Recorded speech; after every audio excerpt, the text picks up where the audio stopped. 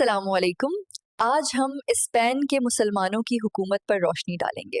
جی، بہت خاص موضوع ہے آج کا۔ اسپین کا دور خلافت تاریخ کا ایک سنہری باب ہے۔ یہ خلافت کب شروع ہوئی؟ سبحان اللہ، یہ واقعہ واقعی تاریخی اہمیت رکھتا ہے۔ یہ خلافت 711 عیسوی میں شروع ہوئی جب طارق بن زیاد نے اندلس فتح کیا۔ مسلمانوں کی اسپین میں حکومت کتنے سال رہی؟ تقریباً 800 سال۔ کیا قرطبہ میں مسجد اب بھی قائم ہے؟ جی ہاں، مگر اب چرچ میں بدل چکی ہے۔ قرطبہ کی خلافت عبد الرحمن الداخل نے قائم کی تھی۔ کیا یہ بنو امیہ ہی کی خلافت تھی؟ جب اندلس گرا تو مسلمانوں کا کیا ہوا؟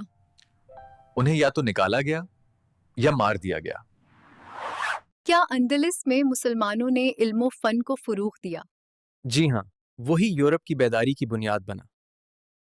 کیا اندلس میں اذان دی جاتی تھی؟ جی ہاں، ہر شہر کی فضا اللہ اکبر سے گونجتی تھی۔ رسولوں کو کیوں بھیجا گیا؟ توحید کا پیغام دینے اور لوگوں کو سیدھی راہ دکھانے۔